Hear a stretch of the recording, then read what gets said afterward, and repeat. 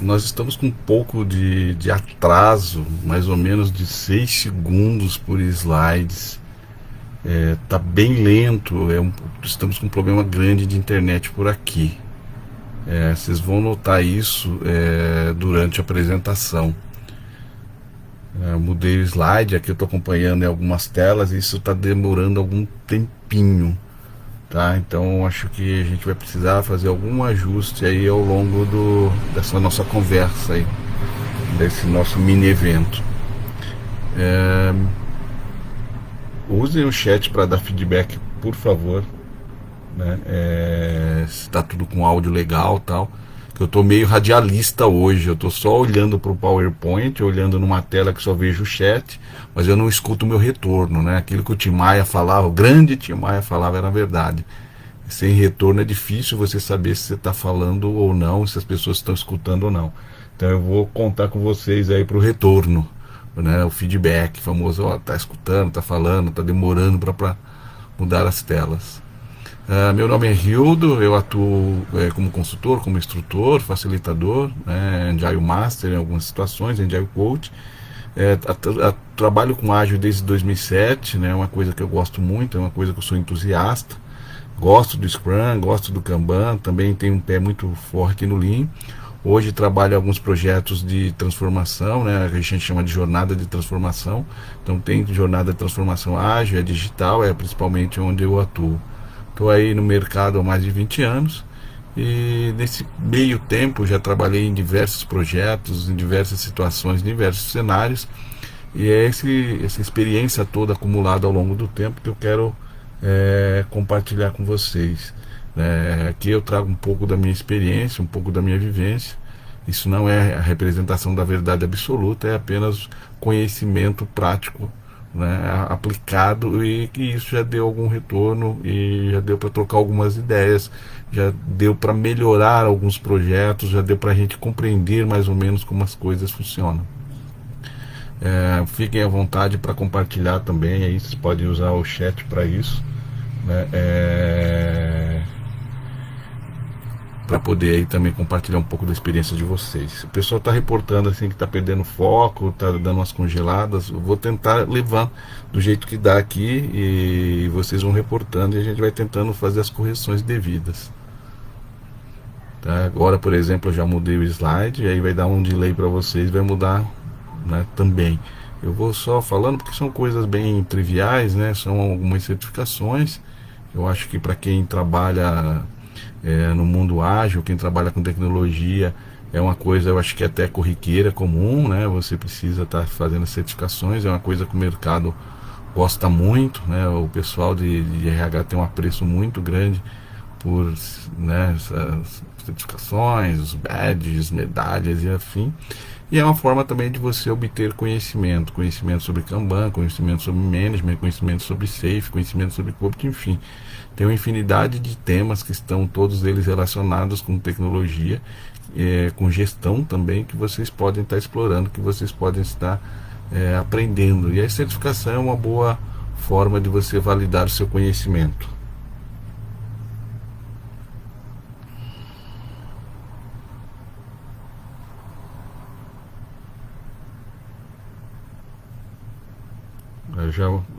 Tá bem lento, né? Tá bem devagarinho aqui. Agora pronto, já mudou para vocês, né? Agora a gente vai falar um pouquinho de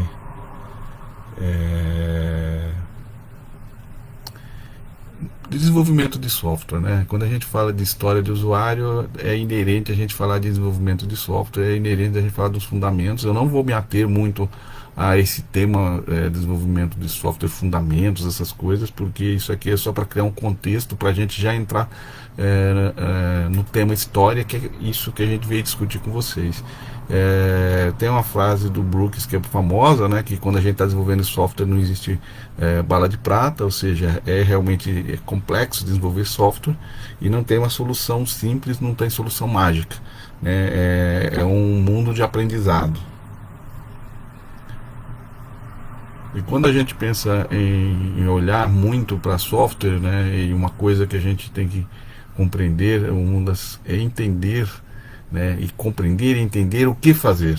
Então a primeira coisa, quando alguém pede alguma coisa para a gente, quer seja um cliente, quer seja uma área interna, né, que pede alguma solução de software, o primeiro coisa que a gente tem que pensar sempre é o que fazer. E esse o que fazer não é uma coisa tão simples assim.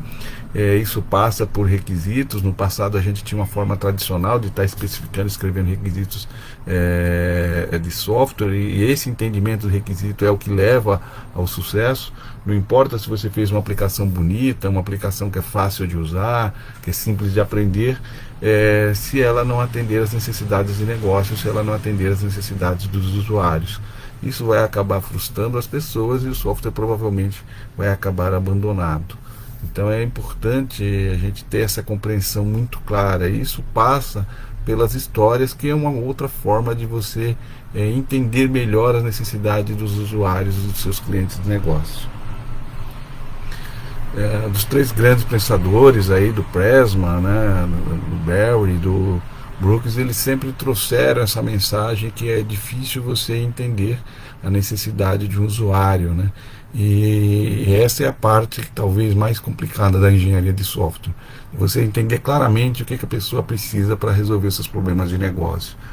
Então isso é uma coisa difícil. A gente ainda não chegou numa solução melhor. Ninguém tem uma ferramenta que ajude a gente a decifrar a necessidade das pessoas. A comunicação, ou a boa comunicação, eu acho que é uma das principais ferramentas que deve ser utilizada para a gente melhorar esse entendimento.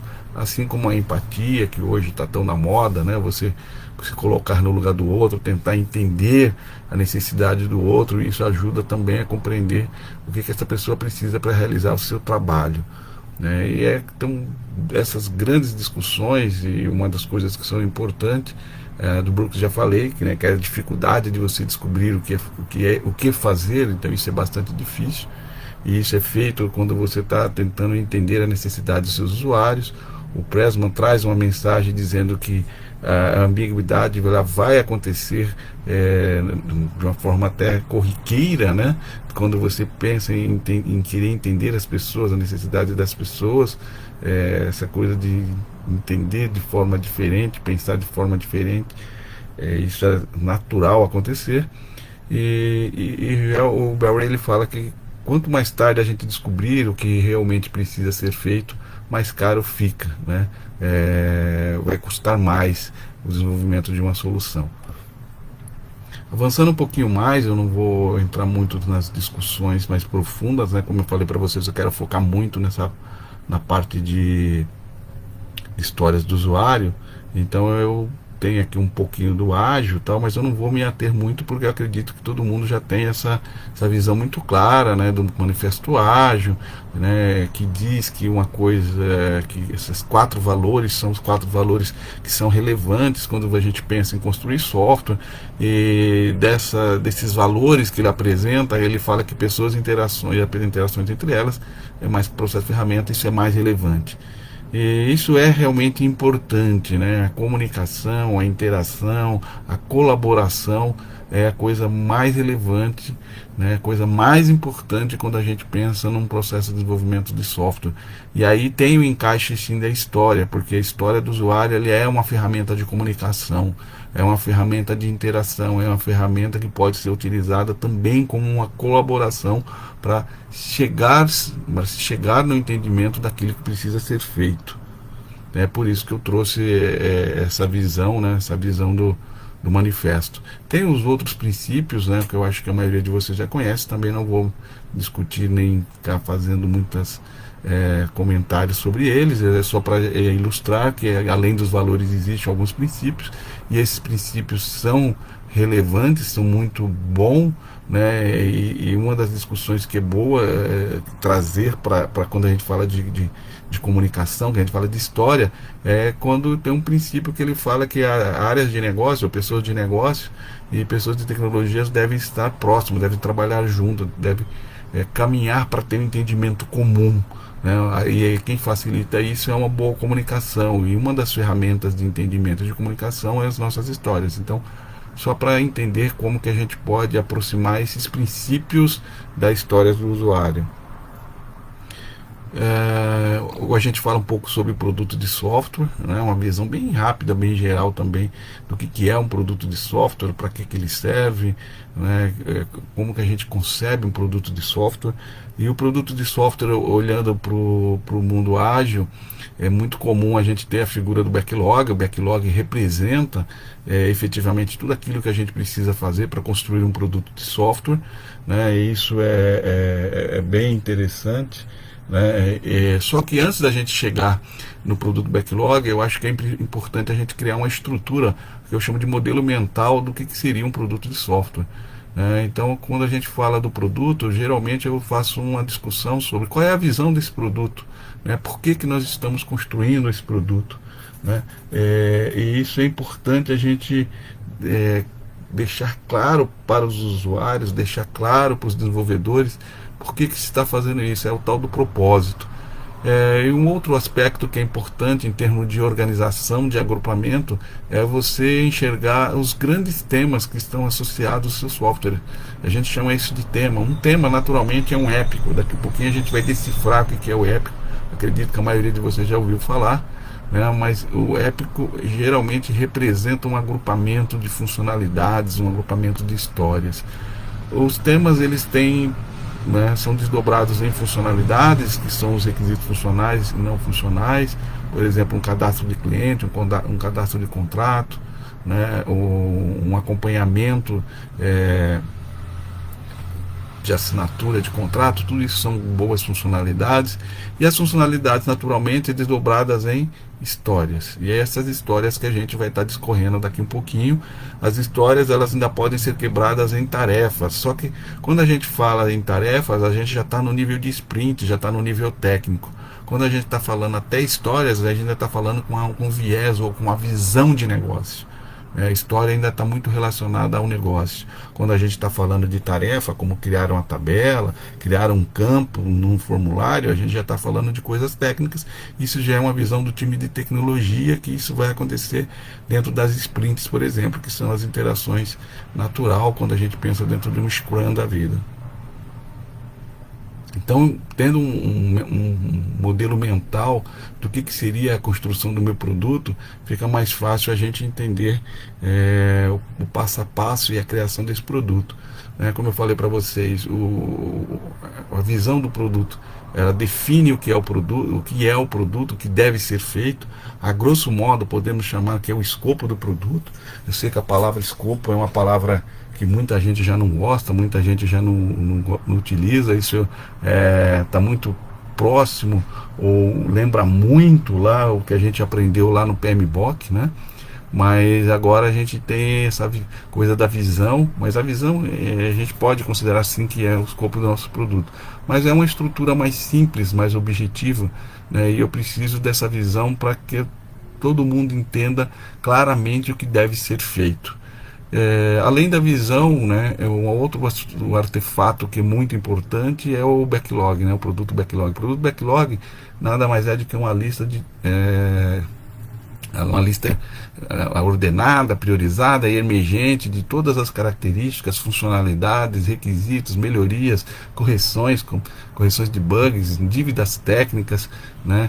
Tudo que é necessário para construir um produto, tudo que é necessário tem que estar nessa lista, tem que estar no produto backlog. Então isso é bem bacana, porque é uma forma centralizada de ver como um produto pode ser criado, né? E com todas as suas informações num único repositório, num único container.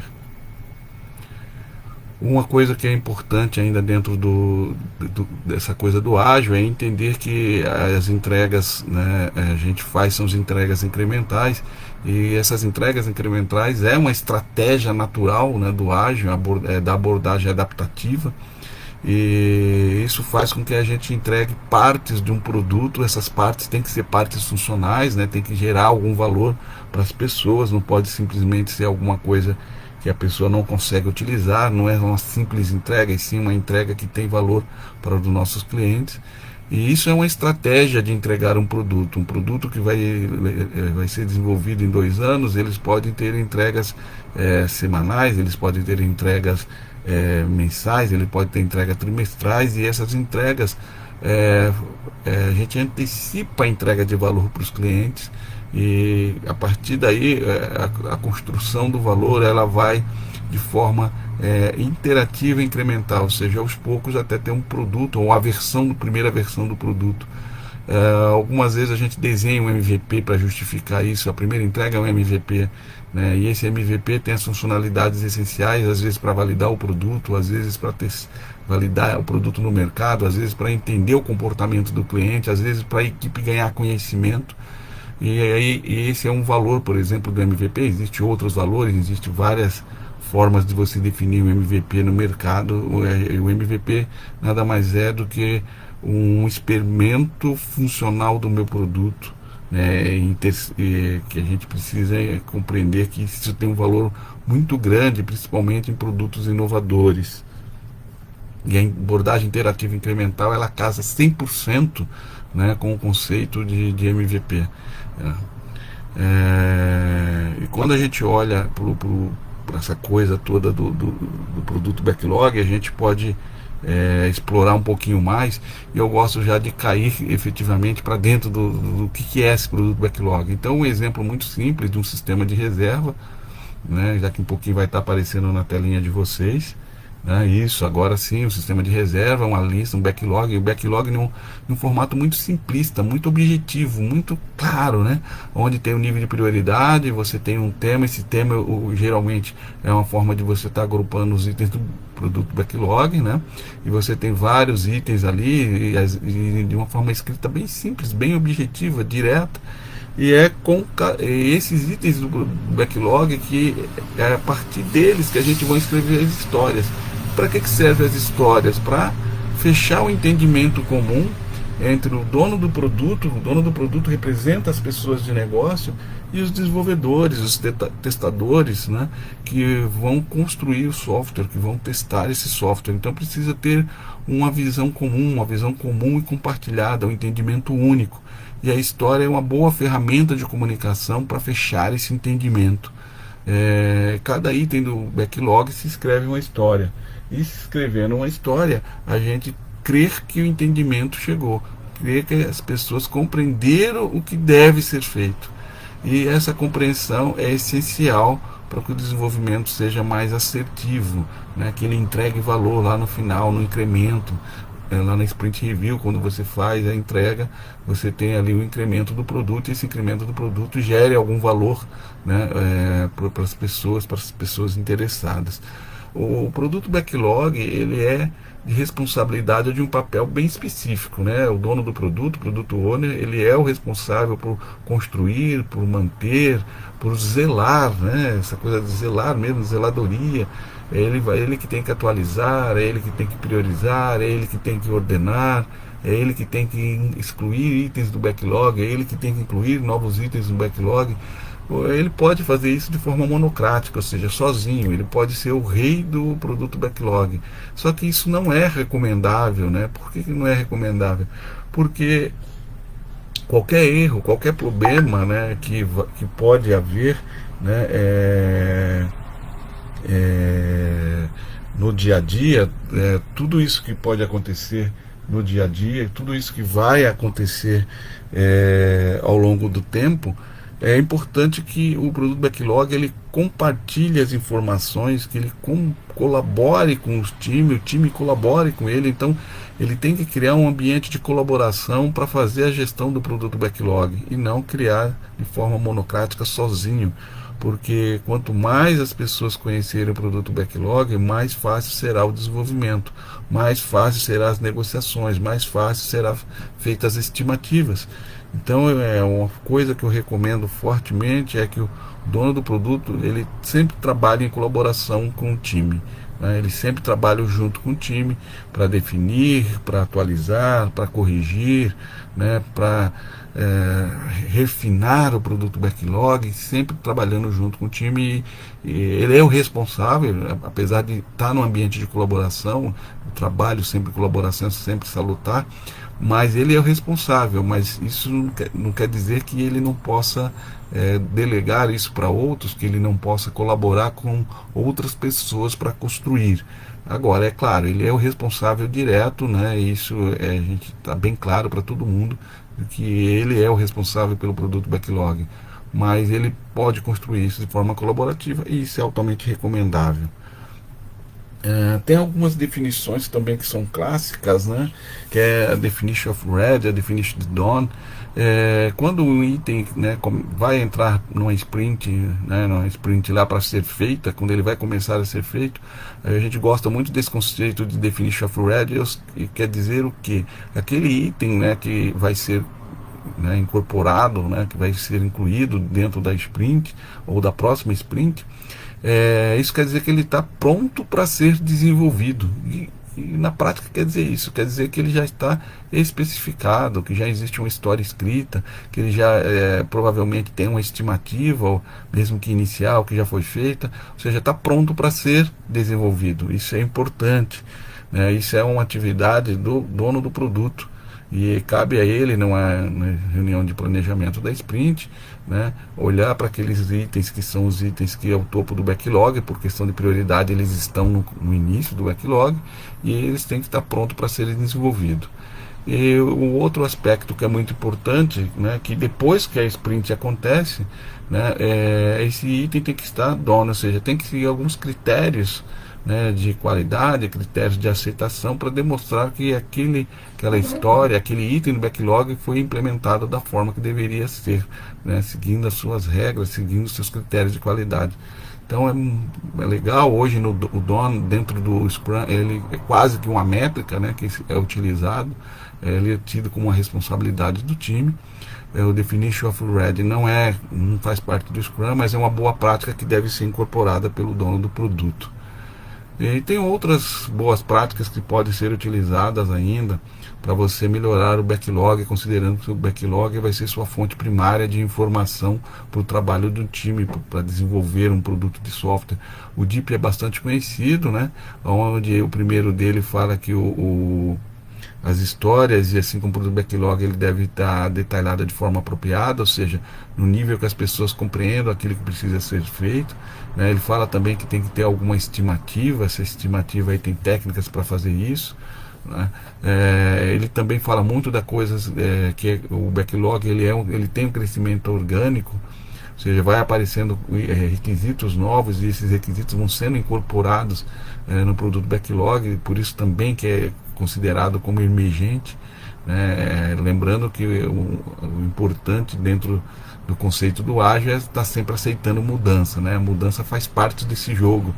E mais que crescimento orgânico estimado e detalhado, ele precisa estar sempre priorizado, né? Aquelas tarefas que são de maior valor, aquelas que os clientes, os usuários querem receber primeiro, elas têm que estar no backlog, então precisa criar critérios para se priorizar, né? E essa priorização diz respeito àquilo que vai fazer primeiro, aquilo que deve ser feito primeiro e aquilo que deve ser feito depois. E isso é legal e essa é uma forma interessante de se trabalhar, de se pensar. E a priorização é um outro atividade que é de responsabilidade do dono do produto, mas ele pode fazer isso também de forma colaborativa, como a gente já comentou com vocês, que eu acho que é mais saudável, já que o time pode participar e compreender melhor a priorização dos itens do backlog, e isso facilita a aceitação dessas priorizações com o time. Em alguns cenários, em algumas situações, existe uma discussão muito grande sobre a priorização que o PO faz em relação à priorização na visão dos desenvolvedores. E um exemplo, né, que é esse backlog que a gente começou a apresentar para vocês, aí já usando o DORA ali, já separando por prioridade, e a gente usa muito essa figura do iceberg, é uma metáfora que se utiliza para representar o produto backlog, onde o topo do iceberg é a parte visível, e essa é a parte visível, é aquilo que tem maior prioridade, né, aquilo que deve ser feito primeiro, e a parte não visível é a parte que está submersa, onde tem as histórias ou itens do backlog que elas vão ser implementadas ao longo do tempo. Então essa metáfora do iceberg é uma metáfora legal da gente estar utilizando no nosso dia a dia. A questão da visibilidade do produto backlog é uma coisa importante, né? As pessoas precisam compreender, precisam enxergar os itens que estão lá e também perceber que se eles estão prontos ou não, né? Veja que a definition of ready está ali, né, no lado esquerdo, está ali já um status dizendo, olha, se esses dois itens do backlog eles estão prontos para serem desenvolvidos. Então é importante a gente olhar para o backlog e entender, né, como é que ele funciona, entender a mecânica que está por trás dele e como que isso facilita a visualização e a compreensão do time, né, daquilo que deve ser feito.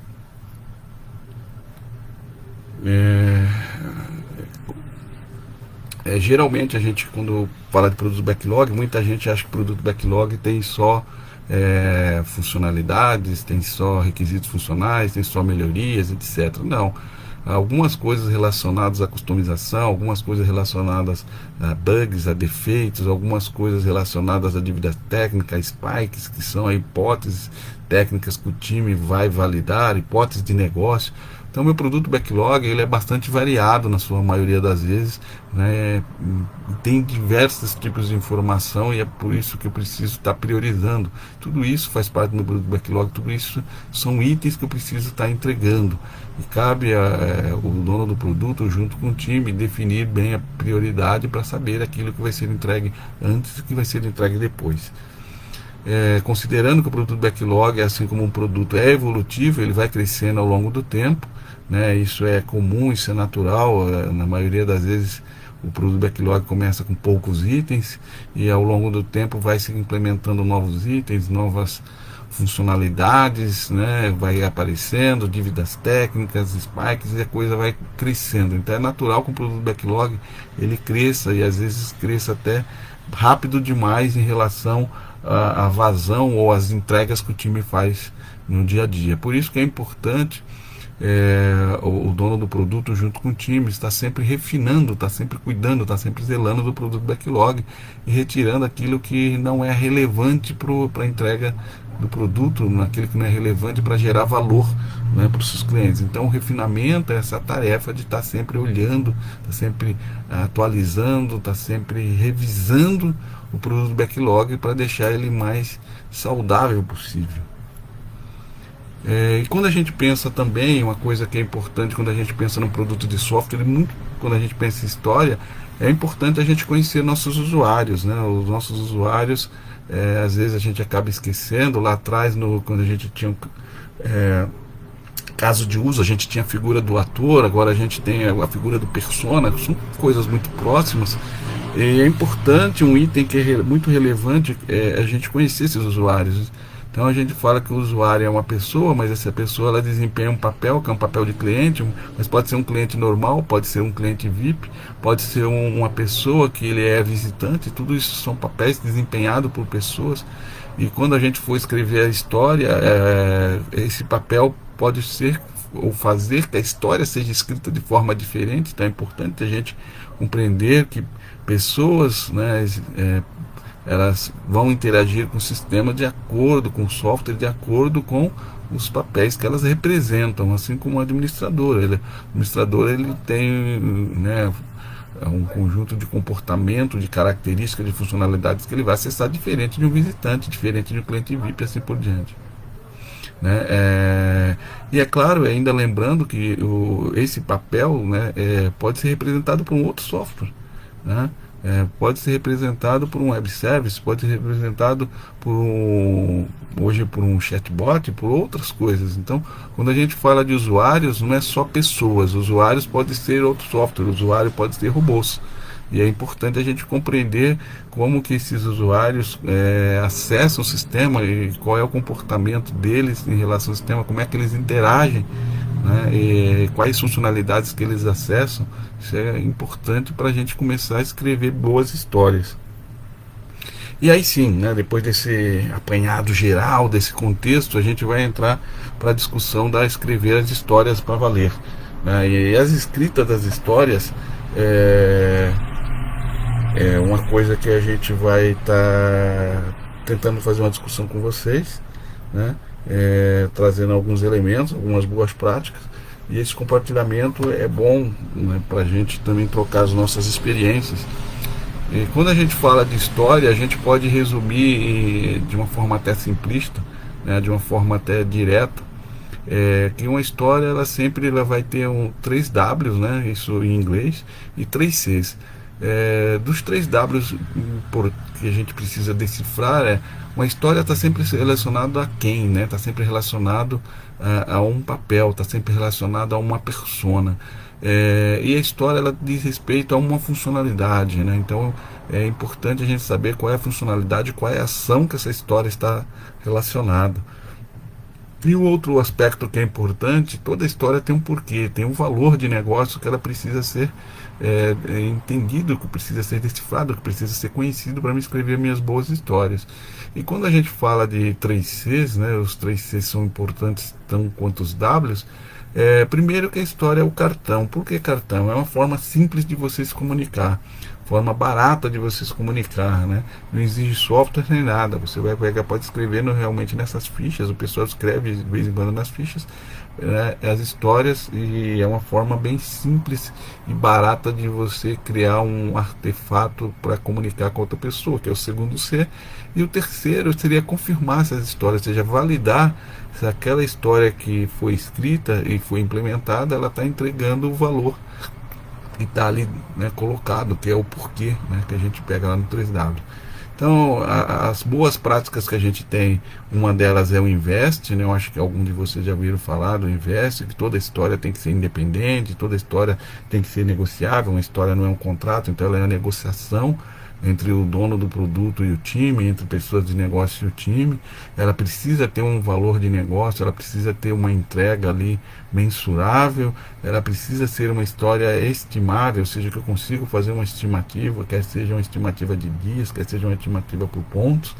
Ela tem que ser pequena o suficiente para ser implementada dentro de um sprint, e ela precisa ser testável, né? Ela precisa ser uma coisa que eu preciso validar se essa história foi bem implementada ou não.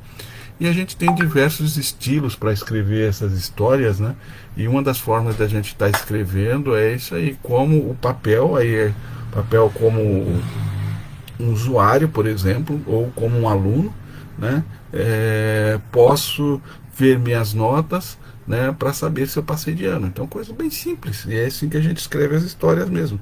É um formato bem simples, um formato bem direto. É isso que é importante para a gente nos comunicar bem entre o time de negócio e o time de desenvolvimento. Então, essa primeira visão é uma visão bem legal. E aí começa a vir já os cartões, né? Como uma persona, ou como um usuário, ou como um papel. Eu vou sempre agir, eu sempre vou ter uma ação atrelada, né? A gente vai ter sempre a atrelação, e sempre eu vou ter um benefício, vou ter um valor. Por que eu estou gerando aquela ação? Eu vou ter que ter um ganho. Então é importante a gente conseguir ter essa boa leitura da história, conseguir essa boa compreensão, né? Olha lá, como cliente posso fazer reserva de um apartamento pelo app para minha comodidade. Perfeito, a história é isso mesmo. A história de forma simples. A gente está falando aí de fazer reserva de apartamento. Então é legal por o nome, porque o nome contextualiza a minha história. E contextualizando facilita o entendimento, né? Facilita a comunicação. E o propósito da história é isso, é comunicar aquilo que precisa ser feito, né? E essa estrutura tem que ser dessa forma, uma estrutura simples, objetiva e direta.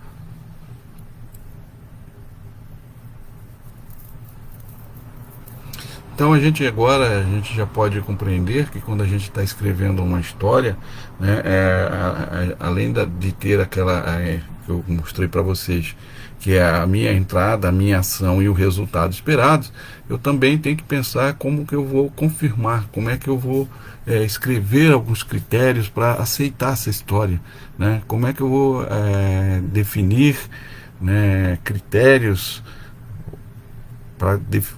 para que a gente consiga compreender claramente que a história foi implementada da forma que deveria. Então é preciso a gente pensar não só na escrita da história, mas como que eu valido essas histórias, né? Como que eu vou ali estar confirmando se as histórias foram implementadas da forma correta, da forma assertiva, da forma que deveria ter sido feita. Então é importante a gente escrever não só a história, como validar essa história, né? Como que eu vou criar uma forma de, né, validar no sentido de, ela foi bem implementada. Então Algumas pessoas, eu acho que dá para a gente fazer esse ajuste, essa coisa do link, de pensar em critérios de aceitação para aquela história. Eu acho que é uma forma bem tranquila, eu gosto muito dessa forma de pensar. Tá, se eu tenho uma história que eu escrevi, como que eu vou validar se aquela história foi bem implementada? Criando alguns critérios de aceitação. E esses critérios de aceitação pode ser um checklist que eu vou fazer depois da implementação da história para saber se ela foi bem implementada ou não, né? Então é importante a gente compreender. Então né, e aqui é um exemplo que a gente está falando, né, mostrando para vocês. Quando por mês dada a reserva, cadastrei a reserva, né, verificarei se os dados da reserva foi gravada, como esperado. Isso é um exemplo, um pequeno exemplo, né, bem simples, de como eu posso estar escrevendo critérios de validação, tá, gente? Não existe uma prática obrigatória. Hoje eu recomendo vocês utilizarem o BBD, né, Desenvolvimento Orientado ao Comportamento. Eu quero até fazer depois um evento, um mini curso só sobre BBD, porque ele complementa tudo isso que a gente vai estar falando de história com vocês. Então no futuro, eu acredito que lá mês de setembro, ou no final de setembro, a gente vai ter um evento relacionado a BDD, né, que é Desenvolvimento Orientado a Comportamento, onde a gente começa a entender que tudo que o software faz é comportamento. E se é comportamento, eu consigo descrever esses comportamentos. E descrevendo fica mais fácil o entendimento. E as histórias é parte desse comportamento, é um pedaço desse comportamento. E o BDD tem uma forma de validar, de escrever as validações, os critérios de aceitação muito legal. E a gente vai poder evoluir como é que eu escrevo isso. Agora, nesse momento, é uma forma simplista, como eu estou passando para vocês. Não existe uma regra formal. Eu recomendo para quem está chegando agora nessas escritas de história, a forma mais interessante seria criar um checklist. Fica mais fácil para o desenvolvedor, fica mais fácil para o testador, fica mais fácil para o dono do produto para saber se aquela história foi implementada e se foi implementada da forma correta, né? Quando a gente pensa em histórias, aí uma provocação que é bem interessante, né? Que é uma provocação que eu começo a colocar muito para as pessoas: história não é documentação de software. Então, uma regra que muita gente acha que, olha, eu estou documentando porque eu estou escrevendo história. Desculpa, história é uma ferramenta de comunicação, uma ferramenta de entendimento, mas ela não é documentação, né? Isso tem que ficar muito claro para todo mundo, isso tem que ficar, né, translúcido para todos. Eu ter histórias escritas não significa que eu estou documentando. A documentação ela é mais perto de uma especificação de software. E dependendo do tema, dependendo do assunto que eu estou tratando, a especificação pode ser grande o suficiente para o entendimento da implementação da história. A história é o entendimento macro, é a visão geral, né? A história não é, isso eu me repito, né? A história não é documentação, a história não é especificação. Quem acha que a história é uma documentação está se enganando. É claro que a gente tem que fazer uma pergunta, e hoje eu recomendo sempre fazer a pergunta para os desenvolvedores, por conta da autonomia, por conta da autonomia que eles têm, por conta da autogestão, né? E alguns desenvolvedores são experientes. O ágil requer times maduros. Isso as pessoas às vezes não percebem, porque isso não é dito com todas as letras, mas existe uma certa maturidade para que se trabalhe com ágil, para que se tenha bons resultados, bons desempenho. E aí, geralmente, é importante a gente perguntar para o time o que ele quer de especificação, né? Às vezes tem time que quer pouca coisa, tem time que fala não quer de especificação, somente a história é suficiente, porque ele já desenvolveu várias vezes, por exemplo, determinada funcionalidade, então ele já conhece. E tem outros times que não, vai exigir uma especificação bastante detalhada, né? Eu fiz um exemplo aí para vocês entenderem do que eu estou falando. Se a gente pensar num login no Facebook, por exemplo, poderia ter essa carinha, nessa telinha ali, né, de e-mail e a minha senha de acesso e o botão de login. E mais uma pergunta, se eu esqueci minha senha ou não. Só o que está por trás disso, né? A gente tem a descrição de requisitos funcionais e não funcionais. Por exemplo, eu tenho que fazer utilizando segurança, a senha tem que ser criptografada, né? Tem regras de negócio, a pessoa precisa estar cadastrada, a senha tem que estar válida. Eu tenho que ter história que fala como usuário do Facebook queria logar para, né, para ver meus vídeos, para fazer meus posts, mas isso é uma história, um pedacinho só. Aí tem a descrição dos cenários, cenários positivos, cenários alternativos, cenários de exceção. Ainda tem informações relacionadas ao banco de dados, tabelas, né? Que eu preciso entender que essa telinha vai acessar algumas tabelas de banco de dados, quais são as formatações que estão dentro das tabelas. Então a gente precisa compreender isso, que vai ter questão de informação relacionadas a dados. Ainda vai falar sobre um pouco o design da interface, as pré-validações. O e-mail ali tem que ter o arroba, né? Então isso vai ser validado na hora que a pessoa está digitando. A gente chama isso de pré-validação.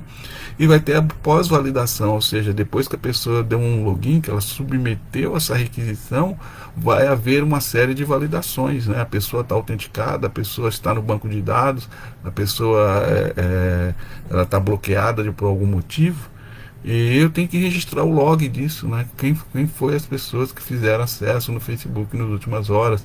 A gente tem log disso, o Facebook mostra os logs de acesso, né? Uma tentativa, por exemplo, de uma pessoa usar o seu e-mail, sua conta de forma indevida. Então tudo isso faz parte de uma especificação. Aí se eu escrever uma história como usuário do Facebook, gostaria de acessá-la para poder fazer meus posts. Isso é história. História é uma documentação?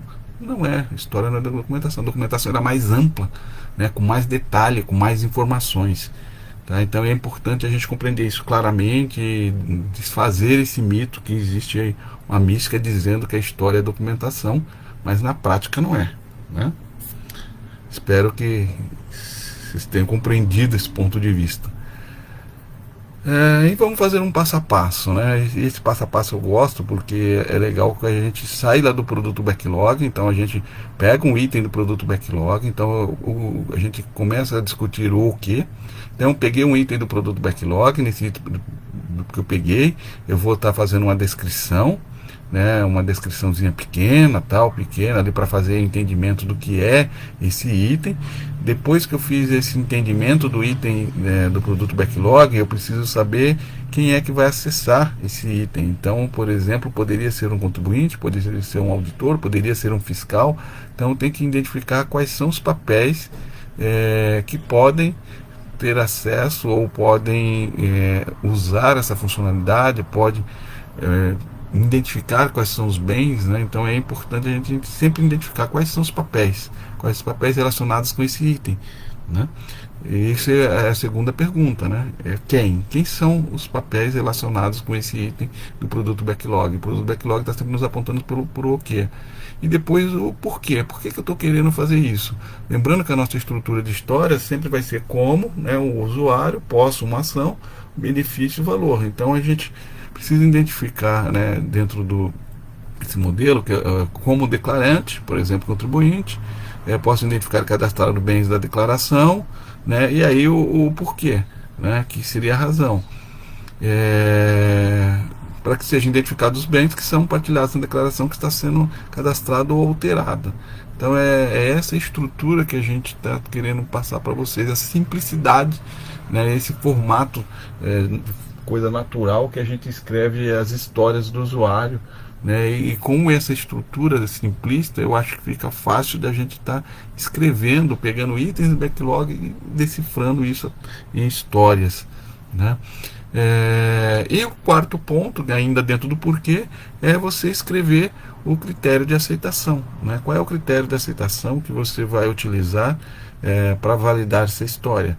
Então aí tem uma série de critérios que eu coloquei, né? Poderia até transformar, hoje eu recomendo transformar todos esses critérios em um checklist. E aí eu consigo validar se a história foi bem implementada ou não. Então é importante a gente seguir uma certa sequência, né, de passos para a gente nos habituar a escrever boas histórias do usuário. né? E a gente pode ir além, né? Se a gente estiver falando de, olha, estou querendo escrever uma documentação, escrevi a história é parte do entendimento daquilo que deve ser feito, mas eu posso puxar para a documentação. E esse puxar para a documentação é o como eu vou implementar essa história. E para implementar essa história, eu vou precisar identificar quais são as regras de negócios que estão associadas, né? Quais são aquelas regras de negócio que estão associadas com a história. Então a gente vai estar identificando essas histórias, né? E identificando essas histórias, as histórias, a gente consegue fazer aí um link com as regras. É claro que precisa ter um mapeamento dessas regras, né? Precisa identificá-las.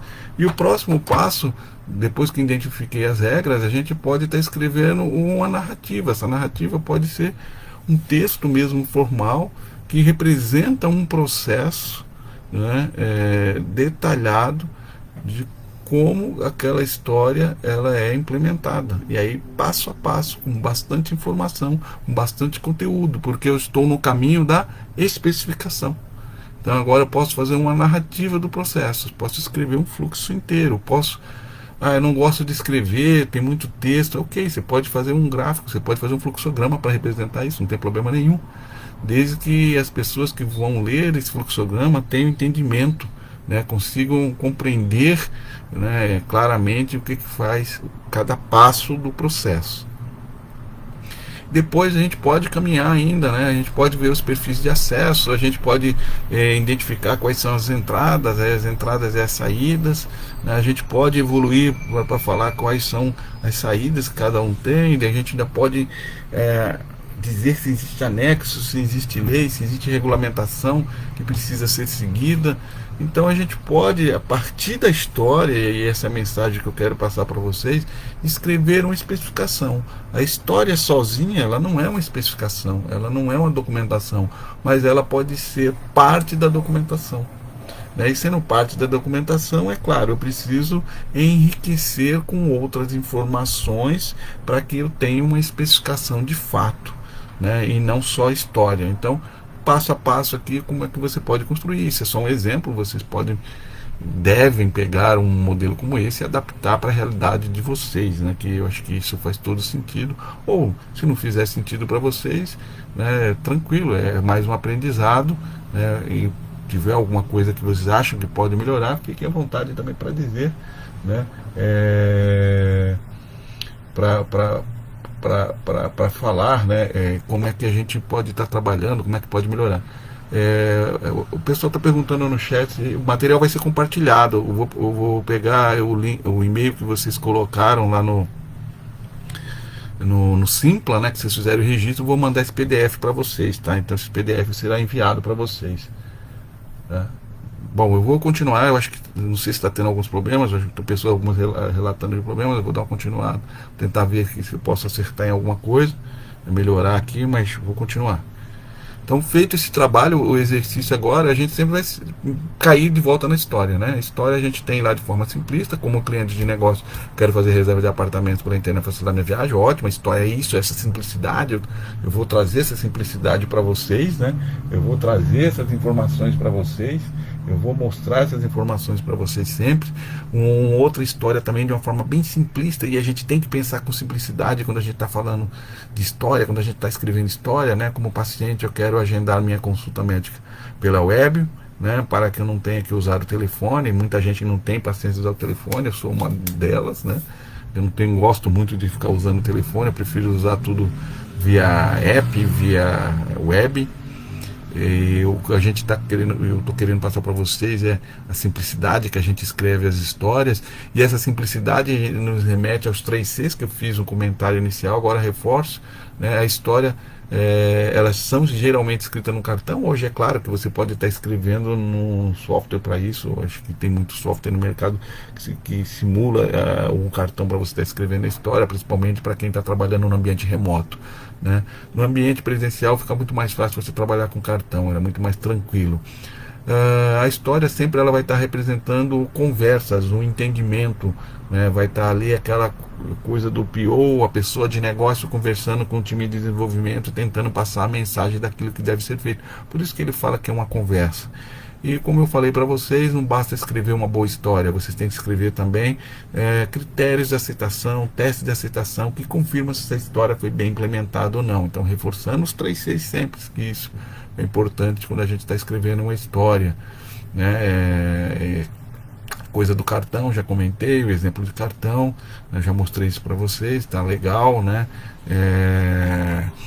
E eu volto nessa coisa do exemplo, nessa coisa do modelo, nessa coisa da simplicidade. O cartão reforça isso, né? E por que um cartão? E por que poucas frases? Para ser objetivo, para ser sintético, né? Para ser coeso. Então é isso que é a história, né? Essa simplicidade. E a ideia do cartão é para você ser muito objetivo, muito coeso, né? Sintético o suficiente para fazer o entendimento. Como está aqui, como estudante, eu quero, né, ver o calendário de aula, né, no portal da faculdade para que eu possa organizar minha agenda. Simples demais. O velho cartão lá 9x15 que a gente utilizou bastante para poder escrever essas histórias. Agora a gente já escreve de outro formato, como eu falei para vocês, tem software que faz isso, né, já que a gente está num ambiente aí quase remoto. Então, de novo, história simplista, direta, objetiva, né, bem clara para todo mundo. E essa conversa, né? Quando a gente, quando está ali numa reunião de planejamento da sprint, o PO perguntando, olha, preciso implementar essa história, e o que é essa história, preciso conhecer. Então ele conversa, fala dessa história, geralmente o pessoal escreve, né, e essa escrita de história é que vai fechar o entendimento. Então o momento que deveria acontecer a escrita da história, é meu ponto de vista, conheço muita gente que trabalha de forma diferente, gente que escreve antes as histórias e coloca a história no backlog. Eu prefiro escrever as histórias no planejamento da sprint, já que ela é uma conversa de entendimento, mas não existe um momento certo para fazer isso, né? Depende muito da maturidade, depende muito do que o time acha melhor. Eu prefiro conversar, escrever as histórias dentro da reunião de planejamento da sprint, porque ali, se tiver alguma coisa que precise completar, conversa, faz show entendimento, o time faz a estimativa e pronto, tá ali a história. E lembrando que a especificação está pronta, a gente está falando de história, são coisas diferentes, né? E tem forma de escrever essa história, né? Tem estilos para a gente estar escrevendo a história, né? A gente pode estar trabalhando essa história de diversas formas. Então eu posso estar trabalhando quem, o que e por quê. Posso estar trabalhando também de uma outra forma. Às vezes eu prefiro trabalhar nessa forma de porquê, quem e o que. Esses são estilos de escrita. Não tem o certo e errado, né, nessa forma de estar escrevendo as histórias. O que eu recomendo para as pessoas é utilize apenas um estilo. Não comece no estilo e troque de estilo no meio. Isso vai fazer com que as pessoas tenham uma confusão do entendimento da história. Isso eu acho que não é muito legal, né? Então acho que é bacana vocês começarem no estilo e seguir o estilo. Aí no próximo projeto troca de estilo. E se for trocar, avisa os desenvolvedores. Né? História é comunicação e faz com que a gente tenha que se comunicar sempre. Tenha que falar sempre com as pessoas, né? Então isso é importantíssimo. E a gente tem que fazer esse exercício diariamente, né? Isso é o que a gente tem que procurar. Mas vocês podem escrever o estilo que vocês selecionarem, o estilo que vocês quiserem, né? Então a história para a empresa aérea, tem várias. Como cliente eu quero ver as promoções, como cliente de negócio eu quero comprar uma passagem aérea, um ticket, como cliente de negócio eu quero pagar com cartão de crédito corporativo, o valor das passagens, como cliente de negócio eu quero escolher o assento que melhor convier, como cliente de negócio eu posso realizar no smartphone meu check-in para o embarque. Vejam, infinidade de histórias que a gente pode estar escrevendo quando a gente está pensando numa ferramenta, num site, num software para uma companhia aérea, né? Tem diversas histórias que nos levam ao entendimento daquilo que precisa ser feito. Uma outra discussão que é muito comum, né, que às vezes é deixada de lado, que eu gosto de trazer para as pessoas, fazer com que as histórias às vezes reflitam requisitos não funcionais. O que quer dizer isso? Vamos ler uma história. Como cliente, eu quero pagar as minhas compras com cartão de crédito em ambiente seguro. Quando a gente está falando de segurança, eu estou falando que eu vou ter que implementar camadas de segurança, né, nesta funcionalidade. E segurança é conhecido como um requisito não funcional, é um comportamento, um item de qualidade, de restrição, né? Então é importante, quando isso acontecer, trocar as cores do cartão. Geralmente eu uso o cartão colorido para isso, para indicar que, olha, isso aqui, essa história, ela precisa ser associada a um requisito não funcional. Assim como a segunda história, né, como cliente preferencial, quero consultar os voos a qualquer momento. A gente está falando de alta disponibilidade. Né? A terceira lá, história, como cliente, eu quero fazer check-in das minhas reservas no meu smartphone para ganhar tempo. Mas qual é o smartphone que ele usa? É Android ou iOS? Então eu tenho que ter alguma coisa relacionada aí à portabilidade. Todas as histórias que fazem referência com requisitos não funcionais de alguma forma, é interessante vocês marcarem ela de outra forma, porque isso vai ajudar no entendimento daquilo que deve ser feito pelos desenvolvedores. Tá? Se eu tenho que envolver o pessoal da segurança da informação, eu vou envolvê-lo. Se eu tenho que usar um framework, né, que implementa camadas de segurança, eu vou fazê-lo. Né? Se eu tenho que falar com o pessoal de infraestrutura, de DevOps, para discutir a disponibilidade, ou falar com o arquiteto de software para ele me explicar como é que vai ser implementado a contingência ou alta disponibilidade, né, para o meu produto, para o meu serviço, para o meu software. Então é importante eu ter essas informações visuais. Isso que é importante, né? A história também ela é visual, e sendo visual fica mais fácil da gente compreender. Isso é um tema pouco discutido, mas no dia a dia faz sentido a gente saber disso, faz sentido a gente comunicar isso para o time, faz sentido a gente trazer arquitetos de software, trazer pessoas de segurança da informação, às vezes para uma reunião de planejamento da sprint, para eles explicarem para o time como é que é feito as coisas. Eu tenho um costume, geralmente, quando eu estou trabalhando com o coach, trazer geralmente o arquiteto de software para fazer essas discussões junto com o time já na reunião de planejamento da sprint. Isso ajuda muito, né, para que não haja um impedimento lá na frente. Tá? E uma outra coisa que é importante quando a gente fala de história é a questão dos épicos. Os épicos geralmente é uma história muito grande, né? É uma história que não cabe dentro de uma sprint. Numa sprint de 30 dias, mas isso é um referencial. Né? Na verdade é uma história que ela é difícil demais para o time implementar. E sendo difícil demais para o time implementar, o correto é você quebrar essa história, que é um épico, em histórias menores. Né? Como contador, eu quero fazer o encerramento do exercício fiscal para apurar se a empresa teve lucro ou prejuízo. Nossa, mas isso é um épico. Porque um épico? Para fazer um encerramento de um exercício fiscal, eu tenho diversas coisas para serem feitas. Eu tenho que fazer lançamentos, tenho que fazer conciliações, né? Tenho que fazer diversas outras atividades. Então essa história é um épico, apesar de ser uma atividade natural do quem exerce o papel de contador. A quantidade de atividades que eu tenho que fazer para fazer esse encerramento é bastante grande.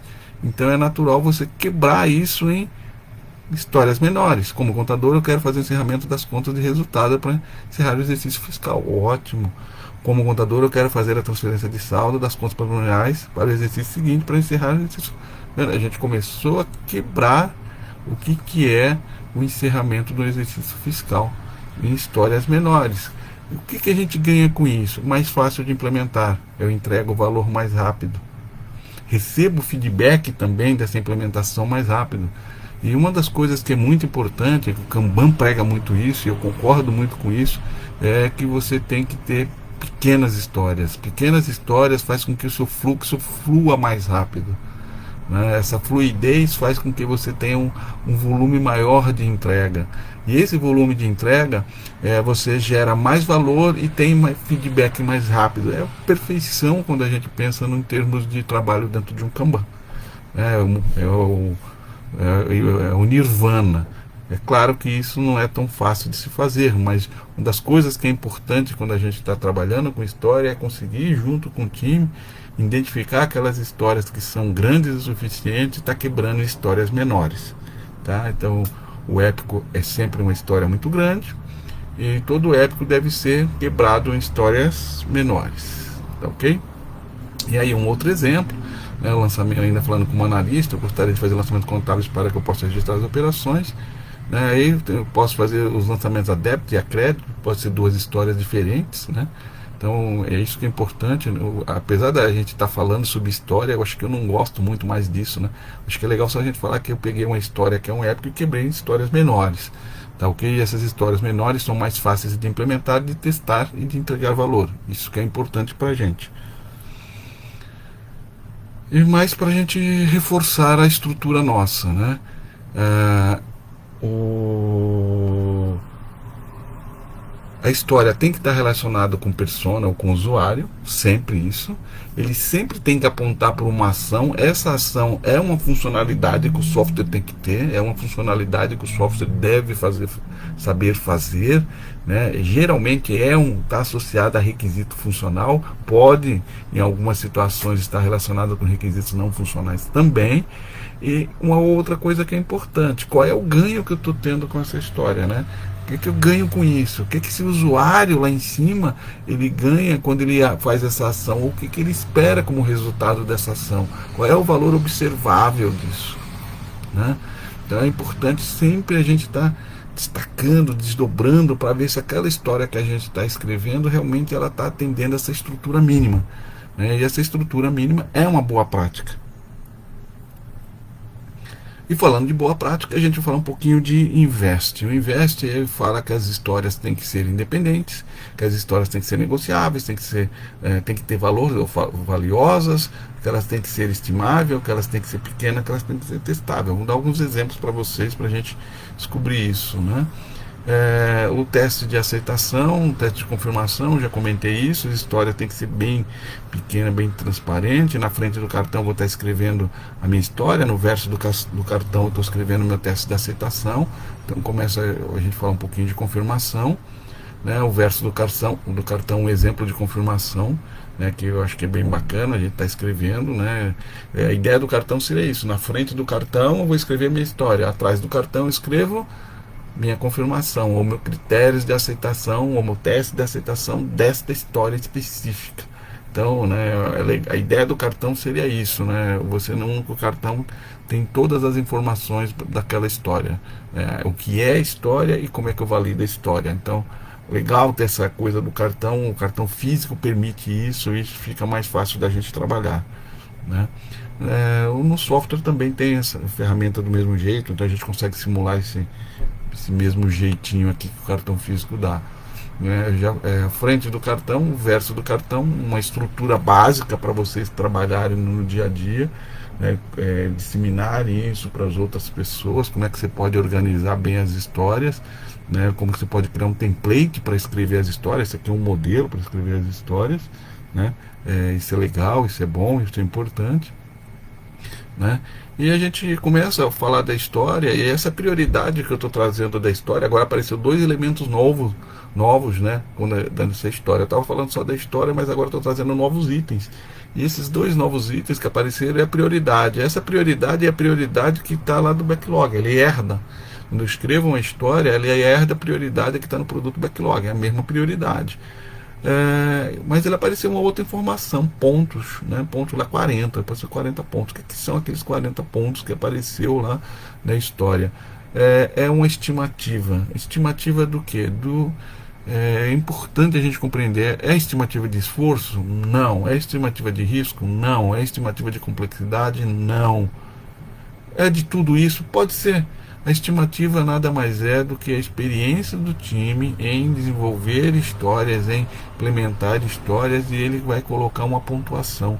E essa pontuação é uma coisa bem difícil de implementar, e às vezes a gente lida com o pessoal que é mais pragmático e o pessoal não consegue compreender, mas 40 pontos é uma informação empírica, é uma informação daquele time olhando para a história. Não tem uma explicação matemática nem científica. Isso não é uma ciência de foguete. Isso é uma coisa empírica, é conhecimento das pessoas, experiência das pessoas, né, no dia a dia, em estar implementando as histórias, e essa experiência é traduzida num número, né, e a gente pode botar uma régua. Geralmente eu coloco uma régua lá para o time, falo, olha time, a história maior que a gente vai admitir dentro de uma sprint de 30 dias é uma história de 40 pontos, ou numa sprint de 15 dias é 40 pontos. Então significa que se essa história entrar e ela atingir o meu limite máximo de ponto, aquela sprint só vai fazer uma única história, porque a história não é individual, a história é para a equipe inteira, né? Então isso é importante. Agora, se meu time faz, falando de um sprint de 30 dias, faz 120 pontos, então significa que eu tenho 40 pontos, eu posso ter mais histórias dentro dessa sprint. Isso é uma lógica bem simples e até compreensível. Quem define esses pontos? Sempre os desenvolvedores, né? Em algumas situações também trago os testadores para estar dando esses pontos, está chegando nesses pontos. Os pontos, como eu falei, refletem a experiência do time de desenvolvimento, e sempre será dessa forma, né? E é importante, né, como está falando, a pontuação não é só em cada empresa, para cada equipe pode variar. Tem uma equipe mais experiente, tem uma pontuação. A mesma história, se levar para um outro time menos experiente, vai ter uma outra pontuação. Isso é natural, porque está ligado ao conhecimento daquelas pessoas, está ligado ao aprendizado daquele time. Então a pontuação, a gente tem que entender que é uma coisa empírica, não é pragmática, é uma forma de estar estimando. Não sei dizer se é a melhor ou pior, mas é uma estimativa. Essa estimativa, por ser estimativa, ela não tem obrigação de ser certeza absoluta, né? Ela só tem a estimativa, ela é algo próximo, então é proximidade. Então acho que é importante a gente compreender isso, né? E aqui um outro exemplo, né? E aí as pessoas, mesmo o cenário, escrevendo, agora escrevendo já de uma forma mais estruturada, a gente já sabe como funciona essa forma estruturada, a gente sabe que a prioridade é uma prioridade que ele herda do produto backlog, né? E herdando a coisa do produto backlog, a gente vai fazer a pontuação, quem vai fazer a estimativa com pontos é os devs. O PO, e aí sim, o dono do produto, ele pode contestar, ele pode negociar, ele pode trabalhar junto ao time. Lembrando lá do Invest, as histórias não são um contrato, elas são negociáveis, então ele pode estar negociando essa pontuação, e ele pode estar trazendo elementos que são elementos importantes, como, olha, na outra vez implementamos uma história muito perto dessa daqui e a pontuação foi menor, por que agora 10 pontos? Lembrando que a história ela serve para diálogo, para conversa, para comunicação, para negociação, né? Isso não é um contrato, então é importante a gente entender isso. A pontuação é uma pontuação, né, que depende muito de cada dev, depende muito de cada time. Agora o PO, ele pode contestar esses pontos, ele pode estar ali negociando, ele pode negociar com o time essa pontuação para maior ou para menor. E para a gente fechar, né, eu dei essa introdução da estimativa e falar um pouquinho da estimativa, né, e no mundo real, quando a gente fala de estimativa, a gente está falando de algo próximo. Só que quando a gente está falando em software, todo mundo acha que a estimativa é exata, né, e algumas vezes você até ouve algumas pessoas dizendo, né, olha, você errou a estimativa. Eu falo, gente, a estimativa não é para errar, ela não é precisa. Então não tem obrigação de acertar. Então, por que é difícil a gente estimar quando a gente fala de software? Porque muita gente ainda tem essa visão que a estimativa é valor exato, e não é. Existem várias formas da gente melhorar essa estimativa, ou trazer uma estimativa que seja mais perto de uma realidade. Sim, tem diversas técnicas para isso, né? Alguma delas eu acho que algumas pessoas já conhecem, que é a APF, análise de ponto de função. O pessoal que conhece o ML, eu acho que já ouviu falar do Use Case Point, né? Pontos de caso de uso. Tem um Plan Poker, que é muito comum para o time ágil. Tem os dias ideais também. O pessoal falava muito de XP, falava muito do conceito de dias ideais. Eu gosto de usar os dias ideais para planejamento, né? Existem diversas técnicas. Agora, o importante não é a gente saber quais técnicas a gente vai utilizar, o importante é a gente ter consciência que estimar é dar previsão de data, né? E isso é somente uma previsão, assim como o homem do tempo, assim como o pessoal da meteorologia. Isso é uma previsão de quando as coisas vão estar prontas, né? Por quê? Existem requisitos emergentes, existe mudança, existe repriorização, né? Existe complexidade. Às vezes o time começa a implementar a história e descobre que ela é muito mais complexa do que se imaginou, e tudo isso vai gerar impacto na previsão inicial da estimativa. O que eu recomendo para os times que estão começando a trabalhar, os times que estão ali começando a fazer estimativa e querem ganhar experiência de como é que faz essas estimativas no dia a dia? Eu geralmente faço um exercício, eu recomendo um exercício que é: olhe para o seu produto backlog, olhe para o produto backlog, escolha aquele item do produto backlog que você considera um menor, né, em termos de pontuação. Pode colocar uma régua de 1 a 100, né, você define mentalmente essa régua e escolha o menor item. Ali, por exemplo, vamos lá, os clientes poderão cancelar reserva. Tá, isso aí eu posso cancelar. Esse cancelamento de reserva é bastante fácil. Então esse cara aí, ele vai ser meu 5 pontos. Quando a gente define o menor, né, a menor pontuação para o item, significa que eu vou usar isso como referência, né? Qual é a minha referência? Por exemplo, precisamos registrar os dados do cliente. Quantas vezes o cancelar? Precisamos registrar, eu acho que eu vou levar 4 vezes que eu levo no cancelar, que é 5. Então eu posso falar que é 20 pontos. Referências. Então a primeira coisa que é importante o time entender é ele usar o produto backlog e seus itens como uma referência para ele pontuar as histórias. Ele vai acertar? Não há necessidade de acertar. Ele só está referenciando a partir do menor item que ele identificou no produto backlog.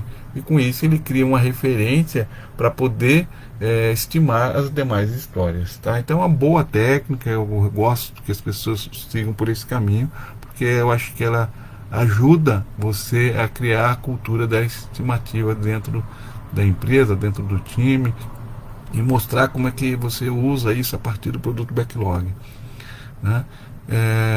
Estimativa, como eu falei para vocês, quando a gente escreve uma história, a prioridade a gente recupera do produto backlog. Isso está mais fácil, porque o produto backlog tem que estar priorizado, isso é um pré-requisito. Bacana, isso é fácil. E agora a gente precisa definir os pontos. Para definir os pontos, como eu falei para vocês, tem diversas técnicas, né? O Story Points é uma delas. Para usar o Story Point, a gente usa com o Planning Poker. A maioria de vocês acho que já ouviu falar no Planning Poker. Tranquilo. Os dias ideais a gente usa uma forma diferente de pensar, né? Os dias ideais ele trabalha com horas produtivas. Em 8 horas, quantas horas a gente considera horas produtivas? 6 horas. Tá, legal. Então a gente vai fazer aqui todo o nosso trabalho pensando cada dia, e não em 8 horas, sim planejando com 6 horas por dia de horas produtivas. Isso são os dias ideais, né? Mas não existe uma matemática, não existe uma ciência por trás de ideais. Isso também é um entendimento que as pessoas têm em relação às suas horas de trabalho. É só isso, não é jornada. A jornada é só uma referência, tá? É mais fácil da gente utilizar isso? Sim, é mais fácil, mas no dia a dia talvez isso se encaixe bem para planejamento. Eu gosto de usar isso muito para release. Eu sempre gosto de pensar em release não como 8 horas, e sim como 6 horas, para fazer uma dimensão de minha timeline. E já as histórias, elas podem ser influenciadas por nível de dificuldade, por complexidade, por experiência. Aí sim, que eu estava falando de empirismo, né, por risco, por tamanho e por uma série de outras coisas. Mas quem define a pontuação é sempre o time, né?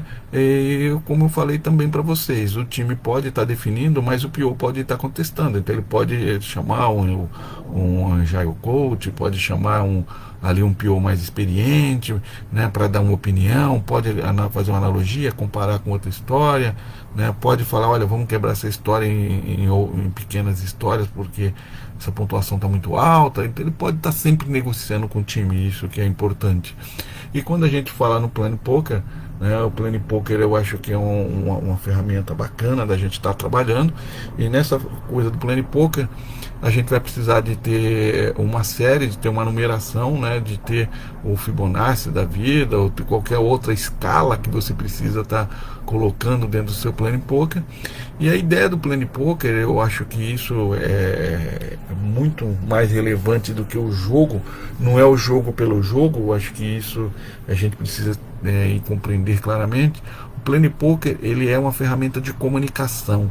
Ele força que as pessoas conversem, que as pessoas discutam, que as pessoas discutem, que as pessoas debatam, que as pessoas cheguem no entendimento comum antes de implementar a história. Né? E como que ele faz isso? Com essa rodada de pontuação. Então, né, o PO vai pegar cada história, vai perguntar para o time qual é a pontuação, e cada pessoa do time vai pegar uma carta que representa o valor e vai apresentar para aquela história. É importante, e geralmente inicialmente das primeiras rodadas vai haver alguma distinção. Tem gente que vai dar uma pontuação, outro vai dar outra pontuação. E o que se busca dentro do Plane Poker é um consenso, chegar ao número de consenso.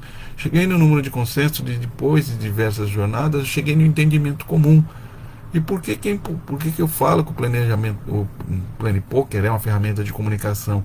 Porque cada um tem que justificar porque está dando seu ponto, explicar para o outro. Um porque tem experiência, outro porque às vezes já fez a implementação, ou lembra que tem um plugin, ou que tem um componente que já faz isso. Esse diálogo, essa conversa, é o planejamento, é a comunicação necessária antes de qualquer item ser implementado. Então, o Plane Poker, muita gente ignora quão poderoso é essa ferramenta.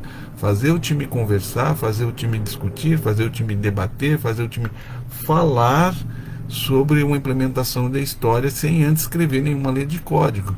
Isso é muito importante, principalmente para time de nerds, onde a introspecção, ou seja, as pessoas não gostam muito de conversa, né?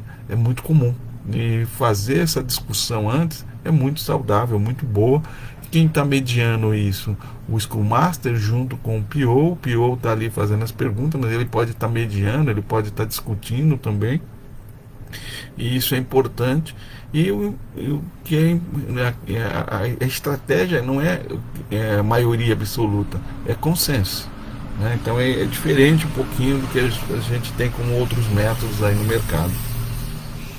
Então, depois de toda a discussão, se chegou no entendimento do time que a história é 8 pontos, fantástico. Então, a partir desse momento que eu tenho as histórias pontuadas, tenho o tamanho das minhas sprints, o próximo passo, né, que a gente pode estar buscando é saber a velocidade do time. Então agora a gente já começa a descobrir, olha, o time tem uma velocidade, e com essa velocidade eu consigo melhorar a minha previsão de entrega de quantas histórias serão feitas por sprint. Essa velocidade pode variar? Claro, sim, pode variar, sim, à vontade. E às vezes o time leva de 2 a 3 meses para poder calibrar essa velocidade. Depois, quando calibra, parece que a coisa sai naturalmente, né? Eu lembro que algumas vezes eu tinha times que entregavam 90 pontos a cada 14 dias. Isso era legal, porque eu sabia mais ou menos quantas histórias eu poderia colocar para esse time fazer, né? E às vezes desafiava o time. O que é desafiar o time? Time, vamos agora para 96, vocês estão entregando 90, vamos fazer um esforço adicional. Isso é um desafio para o time, não é uma imposição. Se o time falasse não queremos ser desafiados, eu tenho que ficar tranquilo, né? Porque é a autogestão, e a autogestão faz que a gente mude nosso comportamento. Eu não vou impor nada para o time, mas eu vou desafiar o time, né? Isso é importante, a gente vai desafiar o time, e o time às vezes aceita e às vezes não aceita. tá? A questão da velocidade é uma questão bastante discutível. Talvez a palavra velocidade não seja a melhor palavra para a gente discutir, porque ela lembra muito a rapidez, né? Então, às vezes eu prefiro trocar, né? Trocar muito a palavra em si, velocidade, por desempenho. Qual é o desempenho do time? O desempenho do time é X, o desempenho é Y. Isso é importante, né? E com a maturidade o time sabe seu desempenho, ninguém vai precisar cobrar nada desse time, ele sabe o que, que ele pode se comprometer, e nesse compromisso que eles têm, né, o que, que eles vão estar entregando dentro no final de cada sprint. Isso é muito bacana. E algumas vezes eu forço um pouquinho o time e falo: olha, time, vocês vão se comprometer aqui em entregar 90 pontos, mas eu vou colocar mais 10, mas isso não é um compromisso. Se sobrar tempo, vocês fazem. Se não sobrar tempo, não tem problema nenhum. Essas 10 histórias vão voltar de novo para o produto backlog. Mas o que eu estou fazendo com isso? Eu estou ali de novo desafiando, né? Só que o time se compromete só com o desempenho dele, e eu só estou colocando uns valores adicionais para ver se o time consegue se motivar e consegue subir o sarrafo desse desempenho. Então é importante, como líder, importante como coach, importante como mentor, importante como Scrum Master, às vezes está desafiando o time a melhorar a sua velocidade ou ter um desempenho melhor, né? Isso é importante, né? E a gente tem que ficar incentivando isso a cada vez mais.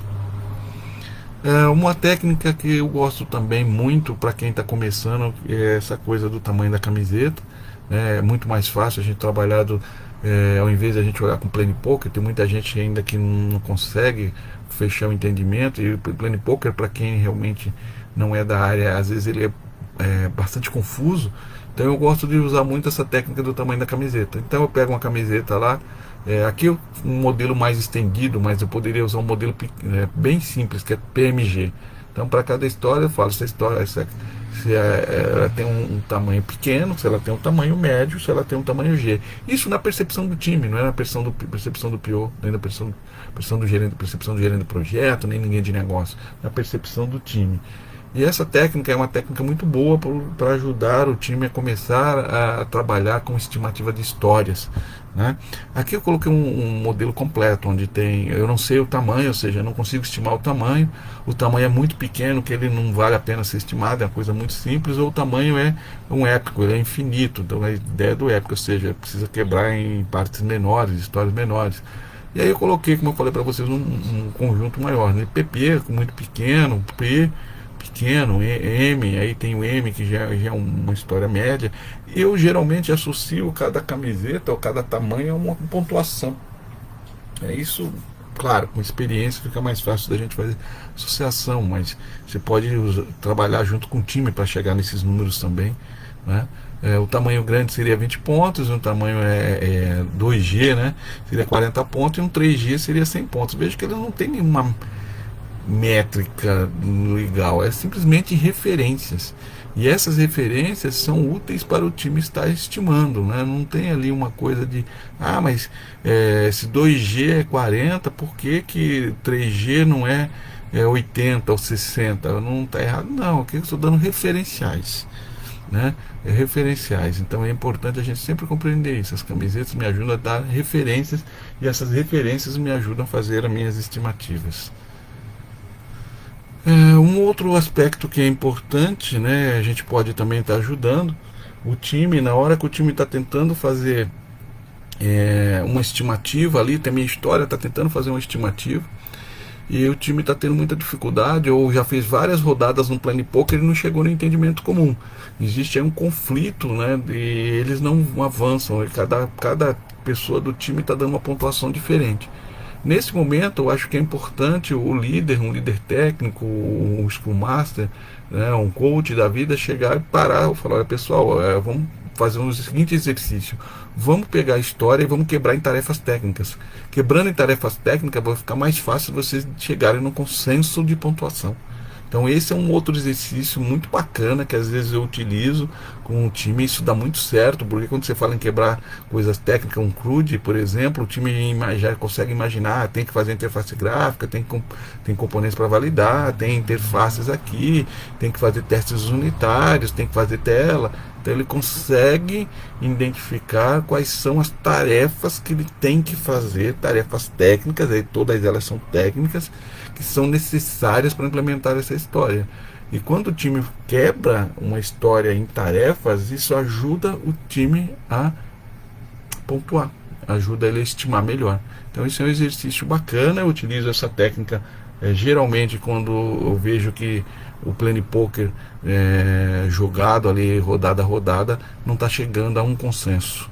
Então aí vale a pena a gente fazer uma intervenção junto com o time e orientá-lo, né, orientar no sentido de pegar a história e quebrar em tarefas menores, né? E essas tarefas são as tarefas que depois você pode levar para sua ferramenta de desenvolvimento, como o Gira, por exemplo, um Cabanais da vida. Essas tarefas podem aparecer lá porque faz sentido para o time, né? Pessoal, aqui um pouco aqui dos livros que eu utilizei para fazer esse trabalho. E era isso que eu queria passar para vocês como mensagem. É isso que eu queria passar para vocês como escrever histórias aí do usuário de forma eficaz. Espero que tenha atendido a expectativa de vocês. Eu vou tentar mandar esse material para vocês, né? Para vocês receberem esse material e poder utilizá-lo. Tranquilo? E aí, joia? Beleza? Usem o chat, né, pra gente falar. Beleza? Espero que tenha atendido a expectativa de vocês. Boa. Muito bom, gente. E tem muita coisa legal, né? Explorem bastante a história, vão além, escrevam, trabalhem bastante com o time, né? Conversem sobre o time, não escrevam história sozinhos. Vai lá, troca com as pessoas, vai lá, conversa com o time, se coloca. Eu acho que é importante, uma coisa que eu demorei para fazer: se coloque no modo de aprendizado. Você não precisa ser o dono da verdade. Se coloca no modo de aprendizado, vai lá e aprenda, troque ideias, leia livros. Tem alguns livros, né, posso fazer uma referência melhor de alguns livros que são bacanas para vocês aprenderem mais sobre como escrever boas histórias. Mas é um exercício, e esse exercício vai levar vocês à disciplina, lembrando que a história é uma ferramenta de comunicação com o time, e dessa forma vocês podem utilizá-la, né, e para ter bons resultados, para bom ter entendimento. A história pode ser aplicada não só ao Scrum, ela pode ser aplicada ao Kanban também, né? E isso é legal. Critérios de aceitação, façam checklist, eu acho que é bacana, o pessoal consegue compreender bastante o checklist. Peça o pessoal de teste para eles se basearem, né, nesse checklist para poder fazer os casos de teste. Isso também é bom, interessante. Eu converso com o pessoal de teste para entender como é que eles fazem o caso de teste, e você pode trazer essas ideias, esses conceitos e insights para dentro de validação das histórias. Então a troca é muito rica, né? A troca é muito boa, né? Quem não veio via Simpla, coloca aí no chat para a gente pegar e mandar o material para vocês. Gente, boa noite, bom descanso para vocês e até a próxima.